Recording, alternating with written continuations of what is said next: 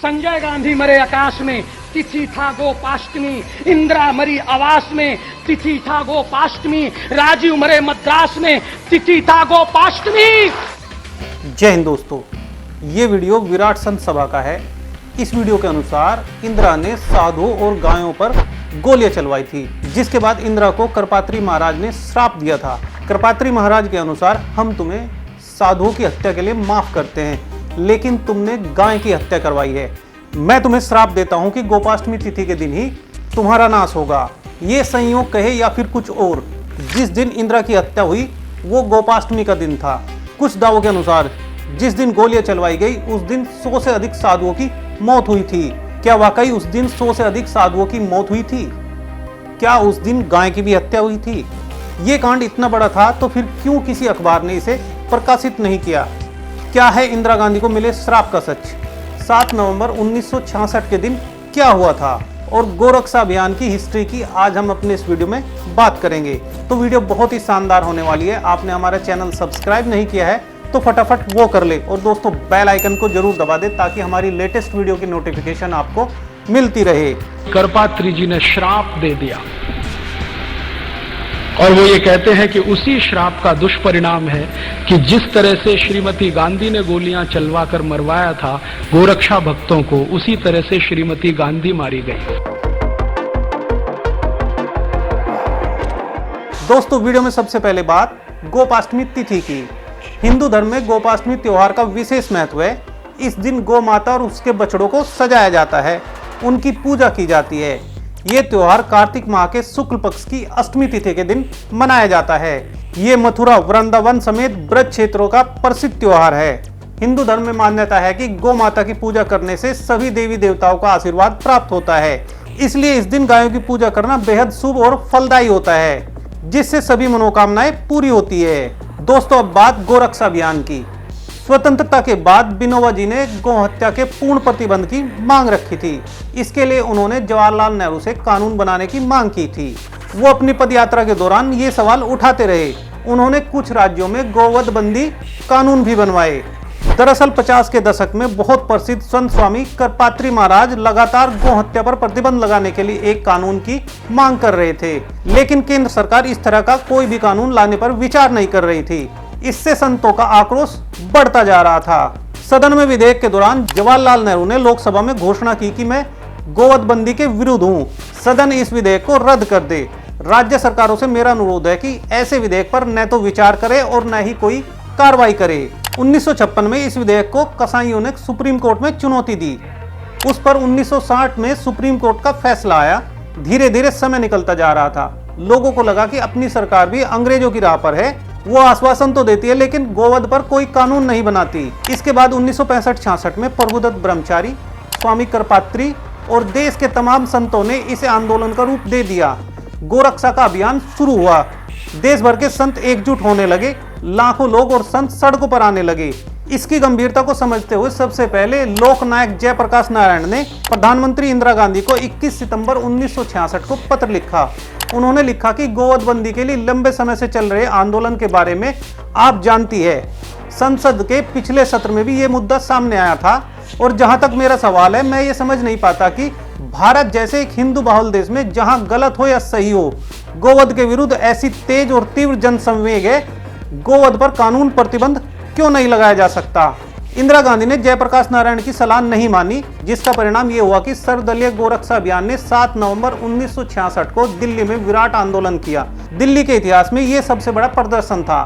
12 अप्रैल 1978 को डॉक्टर रामजी सिंह ने एक निजी विधेयक रखा, जिसमें संविधान की धारा 48 के निर्देश पर अमल के लिए कानून बनाने की मांग थी। 21 अप्रैल 1979 को विनोबा भावे ने अनशन शुरू कर दिया, जिसके 5 दिन बाद प्रधानमंत्री मोरारजी देसाई ने कानून बनाने का आश्वासन दिया, जिसके बाद विनोबा भावे ने उपवास तोड़ा।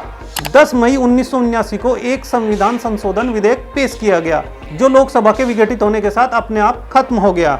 इंदिरा गांधी के दोबारा शासन में आने के बाद 1981 में पवनार में गौ सेवा सम्मेलन हुआ, जिसके बाद 30 जनवरी 1982 की सुबह विनोबा भावे ने उपवास रखकर गोरक्षा के लिए सत्याग्रह की शुरुआत की। वो सत्याग्रह 18 साल तक चलता रहा। आज भी गोवध पर केंद्र सरकार किसी भी तरह का कोई कानून नहीं ला पाई। चलिए दोस्तों, वीडियो में बात कर लेते हैं 1966 के गोरक्षा आंदोलन की। 1966 में इंदिरा गांधी देश की प्रधानमंत्री थी। कहते हैं कि करपात्री जी महाराज से आशीर्वाद लेने के बाद इंदिरा गांधी ने वादा किया था कि चुनाव जीतने के बाद गाय के सारे कत्लखाने बंद हो जाएंगे जो अंग्रेजों के समय से चले आ रहे थे। इंदिरा गांधी चुनाव जीत गई। ऐसे में करपात्री महाराज को लगा था कि इंदिरा गांधी मेरी बात अवश्य मानेगी। उन्होंने एक दिन इंदिरा गांधी को याद दिलाया कि आपने वादा किया था कि संसद में गौ हत्या पर कानून लाएगी, लेकिन कई दिनों तक इंदिरा गांधी इस बात को टालती रही। ऐसे में करपात्री महाराज जी को आंदोलन का रास्ता अपनाना पड़ा। करपात्री जी देश के सबसे बड़े संत थे। उनके शिष्य के अनुसार जब धैर्य समाप्त हो गया तो उन्होंने कहा कि गोरक्षा तो होनी ही चाहिए, इस पर कानून बनाना ही चाहिए। लाखों साधु संतों ने उनके साथ कहा था कि यदि सरकार गोरक्षा का कानून पारित करने का कोई ठोस आश्वासन नहीं देती है तो हम संसद को चारों ओर से घेर लेंगे, फिर न तो कोई अंदर जा पाएगा और न बाहर आ पाएगा। संतों ने 7 नवंबर 1966 को संसद भवन के सामने धरना शुरू किया। इस धरने में शंकराचार्य निरंजन देव तीर्थ, स्वामी करपात्री जी महाराज, रामचंद्र वीर, गांधीवादी और बड़े नेताओं में विनोबा भावे भी थे। विनोबा भावे जी का आशीर्वाद लेकर लाखों साधु संतों ने करपात्री जी महाराज के नेतृत्व में एक बहुत बड़ा जुलूस निकाला। गोरक्षा अभियान समिति के संचालक और सनातनी करपात्री जी महाराज ने चांदनी चौक के आर्य समाज मंदिर से अपना सत्याग्रह आरंभ किया। करपात्री जी महाराज के नेतृत्व में जगन्नाथपुरी, ज्योतिषपीठ और द्वारका पीठ के शंकराचार्य, वल्लभ संप्रदाय के संतों के पीठों के पीठाधिपति, रामानुज संप्रदाय, माधव संप्रदाय, रामानंदाचार्य, आर्य समाज, नाथ संप्रदाय, जैन, बौद्ध, सिख समाज के प्रतिनिधि, सिखों के निहंग, हजारों की संख्या में मौजूद नागा साधुओं को पंडित लक्ष्मी नारायण जी चंदन और तिलक लगाकर विदा कर रहे थे।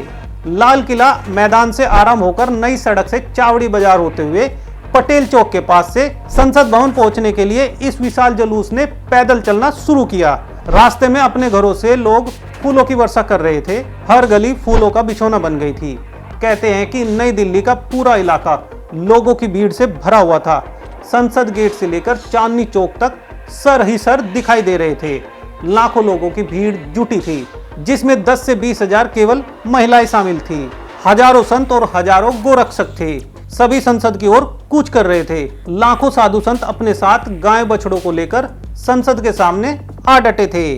कहते हैं कि दोपहर 1 बजे जुलूस संसद भवन पहुंच गया और संत समाज के संबोधन का सिलसिला शुरू हुआ। करीब 3 बजे का समय होगा जब आर्य समाज के स्वामी रामेश्वरानंद भाषण देने के लिए खड़े हुए।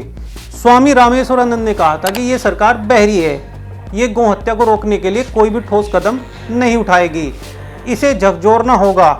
मैं यहाँ उपस्थित सभी लोगों से आह्वान करता हूँ कि सभी संसद के अंदर घुस जाओ और सारे सांसदों को खींच कर बाहर निकालो, तभी गौ हत्या बंदी कानून बन सकेगा। कहा जाता है कि इंदिरा गांधी को जब ये सूचना मिली, उन्होंने निहत्थे करपात्री जी महाराज और संतों पर गोली चलाने के आदेश दिए। पुलिसकर्मी पहले से ही लाठी और बंदूक के साथ तैनात थे। पुलिस ने लाठी और आंसू गैस चलाना शुरू कर दिया। भीड़ और आक्रामक हो गई। इतने में अंदर से गोली चलाने का आदेश हुआ और पुलिस ने संतों और गोरक्षकों की भीड़ पर गोलीबारी शुरू कर दी। मृतकों की संख्या का आंकड़ा 8 का था। दिल्ली में कर्फ्यू लगा दिया गया। मीडिया को सेंसर कर दिया गया। हजारों संतों को तिहाड़ की जेल में ठूस दिया गया।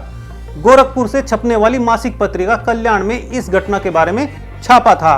पत्रिका में करपात्री जी महाराज के हवाले से इंदिरा गांधी के लिए छापा गया था। मुझे इस बात का दुख है कि तूने निर्दोष साधुओं की हत्या कराई, बल्कि तूने गो हत्या करने की छूट देकर पाप किया। ये माफी के लायक नहीं है। गोपाष्टमी तिथि के दिन ही तेरे वंश का नाश होगा।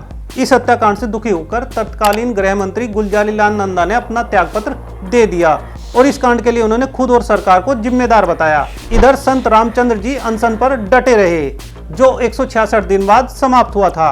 देश के इतने बड़े घटनाक्रम को किसी भी राष्ट्रीय अखबार ने छापने की हिम्मत नहीं दिखाई। ये खबर सिर्फ मासिक पत्रिका आर्यव्रत और केसरी में छपी थी। कुछ दिन बाद गोरखपुर से छपने वाली मासिक पत्रिका कल्याण ने अपने गौ विशेषांक में विस्तार पूर्वक इस घटना का वर्णन किया था। प्रभुदत्त ब्रह्मचारी, पुरी के शंकराचार्य निरंजन देव तीर्थ ने गोरक्षा के लिए प्रदर्शनकारियों पर किए गए पुलिस के जुल्म के विरोध में और गोवध बंदी की मांग के लिए 20 नवंबर 1966 को एक बार फिर से अनशन प्रारंभ किया। वे गिरफ्तार किए गए। प्रभुदत्त ब्रह्मचारी जी का अनशन 30 जनवरी 1967 तक चला। 73वें दिन डॉक्टर राम मनोहर लोहिया ने अनशन तोड़वाया। अगले दिन पुरी के शंकराचार्य ने भी अनशन तोड़ा। उसी समय जैन संत मुनि सुशील कुमार ने भी लंबा अनशन किया था। चलिए दोस्तों, वीडियो में बात कर लेते हैं किन किन राज्यों में गोवध पर प्रतिबंध है। भारत में 29 राज्यों में से 20 में गोहत्या या गोमांस की बिक्री पर रोक वाले नियम हैं।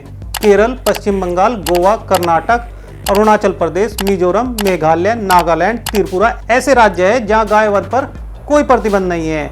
भारत में अभी मांस निर्यात नीति के अनुसार गोमांस के निर्यात पर प्रतिबंध है। चलिए दोस्तों, अब बात कर लेते हैं भारत में कौन लोग हैं जो बीफ यानी गाय या भैंस का मीट खाते हैं। भारत में लगभग 80% लोग हिंदू हैं, जिनमें से 98.6% लोग बीफ नहीं खाते हैं। भारत में 14.23% मुस्लिम हैं, जिनमें से 58% लोग बीफ नहीं खाते हैं। भारत में कुल आबादी का 2.3% क्रिश्चियन हैं, जिनमें से 73.5% लोग बीफ नहीं खाते हैं। सिख धर्म को मानने वालों की संख्या की आबादी 1.72% है, जिनमें से 99.9% लोग बीफ नहीं खाते हैं। मतलब लगभग 100% सिख धर्म को मानने वाले लोग बीफ नहीं खाते हैं। भारत में 0.7% बौद्ध धर्म को मानने वाले लोग हैं, जिनमें से 90.7% लोग बीफ नहीं खाते हैं। जैन धर्म को मानने वालों की आबादी 0.37% है, जिनमें से लगभग 100% लोग बीफ नहीं खाते हैं। तो दोस्तों, आपको हमारी ये वीडियो कैसी लगी? हमें उम्मीद है आपको हमारी वीडियो पसंद आई होगी। दोस्तों, कमेंट करके जरूर बताएं कि आपको हमारी ये वीडियो कैसी लगी। दोस्तों, अगर आपके कुछ सुझाव है तो वो भी हमें बता सकते हैं। दोस्तों, आप हमें ईमेल भी कर सकते हैं। दोस्तों, यदि वीडियो आप YouTube पर देख रहे हैं तो हमारे चैनल को जरूर सब्सक्राइब करें और दोस्तों बेल आइकन को जरूर दबा दें, ताकि हमारी लेटेस्ट वीडियो की नोटिफिकेशन आपको मिलती रहे। और दोस्तों, यदि वीडियो आप फेसबुक या इंस्टाग्राम पर देख रहे हैं तो हमारे पेज को लाइक और शेयर करना बिल्कुल ना भूलें। जय हिंद दोस्तों।